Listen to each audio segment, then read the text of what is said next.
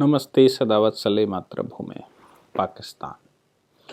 हालांकि पाकिस्तान का नाम लेते लेते मुझे लगता है कि भारत के लोग थक भी गए हैं, क्योंकि पाकिस्तान की जिस प्रकार से दशा दुर्दशा और पाकिस्तान का जो बनने का ऑब्जेक्ट था वो फेल हुआ।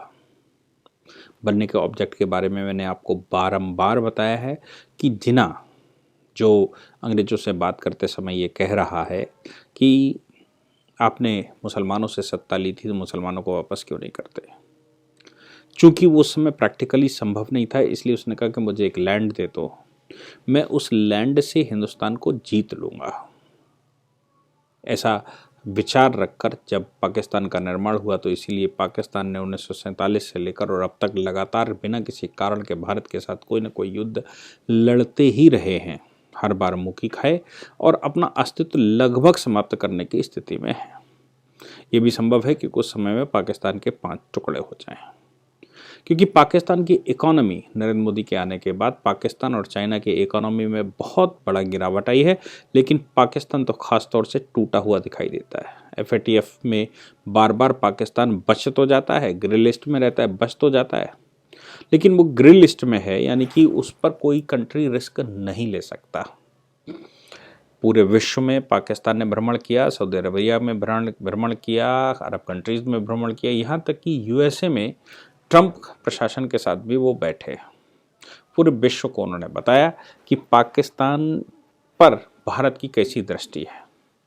भारत की दृष्टि तो उनको बताने की आवश्यकता नहीं थी, भारत की बड़े भाई की दृष्टि है और बड़ा भाई छोटे भाई को मारता पीट कर ही सुधारता है। तो भारत अगर आपके यहाँ कुछ बालाकोट जैसा करता है, air strike, surgical strike, Balakot, तो बड़े भाई की भूमिका में है, उसको करने का अधिकार है, क्योंकि आप बिगड़े हुए लोग हैं, आप भटके हुए लोग हैं। इसी दौरान अभी पाकिस्तान के प्राइम मिनिस्टर इमरान खान की विजिट श्रीलंका हुई। लोगों को ऐसी आशंका थी कि भारत सरकार उनको वहाँ से निकलने नहीं देगी, क्योंकि एयर बेस वो भारत का इस्तेमाल होता है। लंका में जाने के लिए भारत के एयर बेस से ही पाकिस्तान जा सकता है, अदरवाइज बहुत घूम कर आएगा। भारत से उन्होंने अनुमति मांगी, भारत ने उनको अनुमति दे दी, वो श्रीलंका पहुँच गए। श्रीलंका पहुँचने के बाद वो एक कॉन्फ्रेंस में आज भावुक होते दिखाई दिए। मामला था Sri Lanka Pakistan trade and investment conference.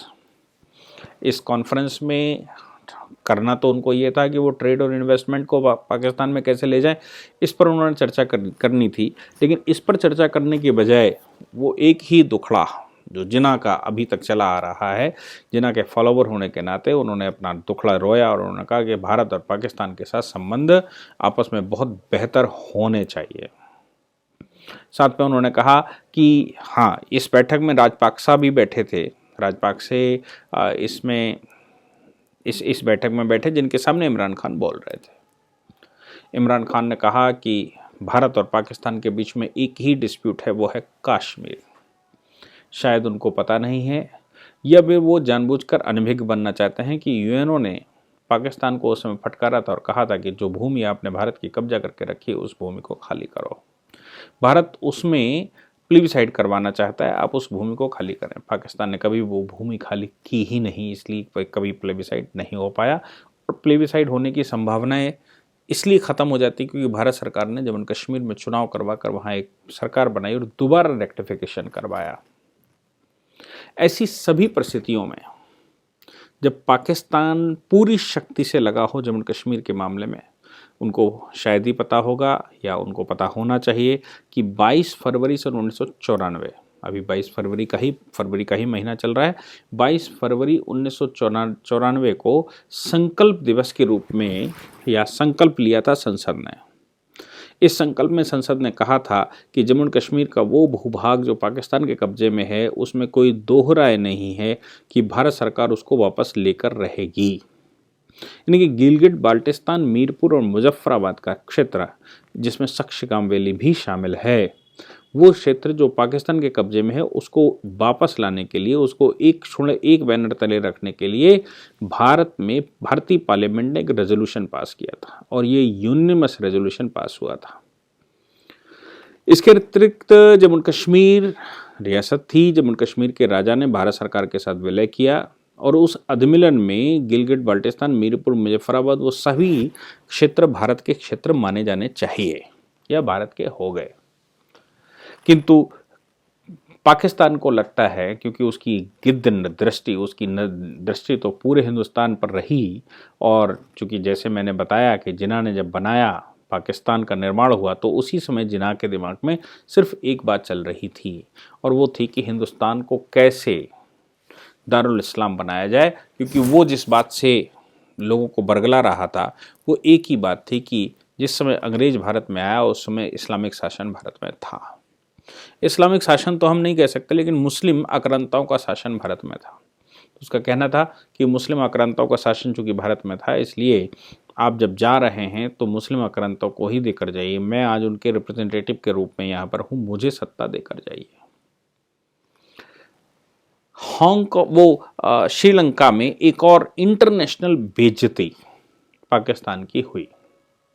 Pakistan की इंटरनेशनल बेइज्जती क्या हुई कि पहले ये तय हुआ था कि श्रीलंका की संसद में ये बोलेंगे, इमरान खान बोलेंगे। जब किसी कंट्री को कोई ऑनर देना चाहता है तो वो संसद में वहाँ वक्तव्य रखता है। आपको याद होगा कि प्रधानमंत्री नरेंद्र मोदी को उस समय ट्रंप की सरकार के दौरान अमेरिका की संसद में बोलने का अवसर दिया गया था। संभवतः वो भारत के पहले प्रधानमंत्री थे जिन्होंने इतनी खुलकर, इतनी बेबाकी से अमेरिका के सामने अपना पक्ष रखा। पाकिस्तान को भी ऐसा पक्ष रखने का अवसर श्रीलंका की पार्लियामेंट में मिला था। लेकिन जब वो आज पहुंचे तो श्रीलंका ने उनकी स्पीच जो कि संसद में होने वाली थी, उस स्पीच को कैंसिल कर दिया। अब उस स्पीच को कैंसिल कर दिया, हालांकि वहाँ लगातार कार्यक्रम तो चल ही रहे हैं, श्रीलंका में लोग बैठ उठ भी रहे हैं, लेकिन कैंसिल कर दिया का मतलब इमरान खान को वहाँ की पॉलिटिक्स में या वहाँ की पार्लियामेंट में स्टेटमेंट देने से बैन लगा दिया।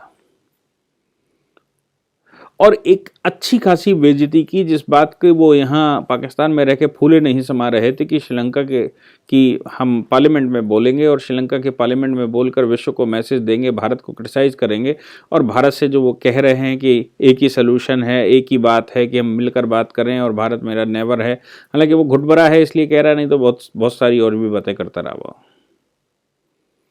ऐसी इंटरनेशनल बेइज्जती मुझे नहीं लगता कि पाकिस्तान की पहले भी होती रही होगी। हालांकि बेइज्जती तो उनकी होती रहती है, इसमें कोई शक नहीं है, लेकिन इस प्रकार की इंटरनेशनल बेइज्जती उनकी किस्मत में भी, श्रीलंका से भी उनकी किस्मत में थी, ऐसा मैंने उम्मीद नहीं लगा रखी थी। लेकिन मोदी के दबाव में जिस प्रकार इमरान खान के ऊपर वो पॉलिटिक्स हो रही है, इमरान खान को जिस प्रकार से टारगेट किया है लंका ने, वो काबिल तारीफ है। और मुझे लगता है मोदी मैजिक बहुत तेज़ी से, बड़े अच्छे से वहाँ काम कर रहा है। Thank you very much.